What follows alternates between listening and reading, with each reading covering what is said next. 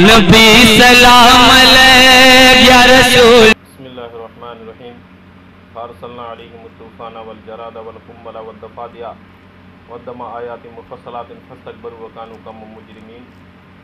تب ہم نے ان پر پانی کو، طوفان اور ٹڈیاں اور جوئیں اور میڈکوں اور خون کا عذاب بھیجا کہ سب جدا جدا ہماری قدرت کی نشانیاں تھیں۔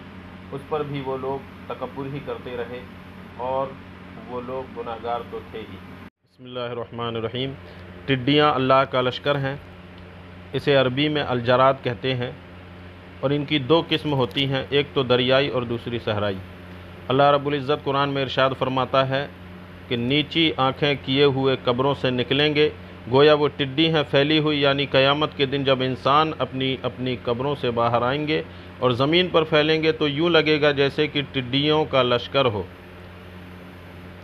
ٹڈی اللہ کا لشکر ہے، اور ان کے سینوں پر ایک عبارت لکھی ہوئی ہے جن کا ترجمہ یہ ہے کہ یعنی ہم اللہ کا عظیم لشکر ہیں، بہت بڑا لشکر ہیں۔ ایک مرتبہ ایک ٹڈی حضور صلی اللہ علیہ وسلم کی بارگاہ میں حاضر ہوئی اور کہتی ہے کہ ہم جو ہے وہ 99 انڈا دیتے ہیں، اگر 100 ہو جائیں تو پوری دنیا کو کھا جائیں۔ حضور صلی اللہ تعالیٰ علیہ وسلم نے اپنے صحابہ سے فرماتے ہیں کہ یہ اللہ کا لشکر ہیں، لہٰذا انہیں قتل نہ کرو، مطلب یہ کہ انہیں یوں ہی نہ مارو، اگر نقصان پہنچائے تو پھر مار سکتے ہو۔ مولا علی رضی اللہ تعالیٰ عنہ سے مروی ہے، وہ فرماتے ہیں کہ اللہ جب کسی قوم کو آزمائش میں مبتلا کرنا چاہتا ہے تو ٹڈیوں کو بھیج دیتا ہے۔ ایک مرتبہ حضرت عمر فاروق اعظم رضی اللہ تعالیٰ عنہ کے زمانے میں ٹڈیاں اچانک سے غائب ہو گئیں تو امیر المومنین فاروق اعظم غمگین ہو گئے اور ان کی تلاش شروع کر دی، ان کی جستجو میں نکل گئے۔ بالآخر انہیں کہیں سے وہ ٹڈیاں مل گئیں تو آپ رضی اللہ تعالیٰ عنہ کو سکون ملا۔ لوگوں نے جب ماجرا پوچھا تو فرمایا کہ اللہ نے 1000 مخلوق کو پیدا فرمایا ہے، جن میں سے 600 دریا میں رہتے ہیں، 400 خشکی میں آباد ہیں، مگر جب بھی اللہ کسی مخلوق کو فنا کرنا چاہے گا تو پہلے ٹڈیوں کو فنا کرے گا، پھر باقی مخلوق کو۔ اس لیے ان کے نہ ملنے پر میں غمگین ہوا کہ کہیں ان پر فنا کا حکم تو نہیں آ گیا۔ اور ٹڈیاں جو ہے جب یہ انڈے دینے کا ارادہ کرتی ہیں تو سخت اور بنجر زمین تلاش کرتی ہیں کہ جہاں انسان کا گزر نہ ہو، پھر زمین میں سوراخ کر کے چھید کر کے انڈے دے دیتی ہیں، اور انڈے وہیں پڑے پڑے زمین کی گرمی سے ہی بچے نکال دیتی ہیں۔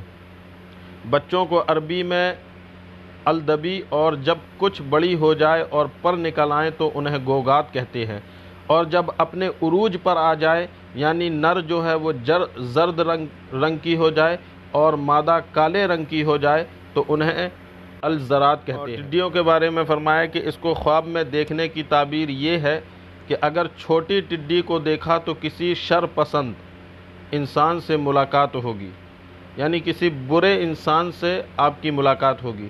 اگر کسی نے یہ دیکھا کہ ٹڈیوں کی آسمان سے بارش ہو رہی ہے تو اس کے کسی نقصان کا فائدہ حاصل ہوگا، یعنی جو نقصان ہو چکا ہے اس سے فائدہ حاصل ہوگا۔ اگر یہ دیکھا کہ ٹڈیوں کو پکڑ کر کسی مٹکے میں محفوظ کر رہا ہے تو اسے دولت ملے گی۔ ٹڈی اللہ کا لشکر ہے تو ضرور کسی حکمت کے تحت ہی ظاہر ہوا ہے، اور وہ حکمت یہی ہے کہ جب اللہ کے نیک بندوں یعنی مسلمانوں پر ناجائز ظلم و ستم ہوں گے تو اللہ ان کی مدد کے لیے اپنی فوج بھیج دے گا۔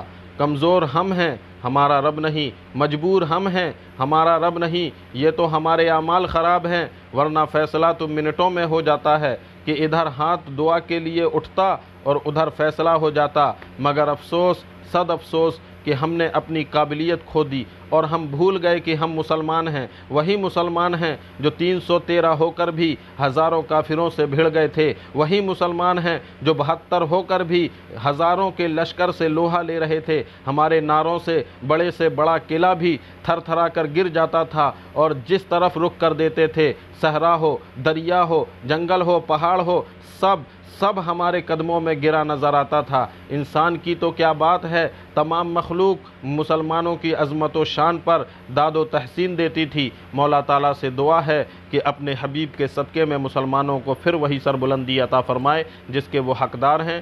آمین بجاہ سید المرسلین صلی اللہ تعالیٰ علیہ وسلم۔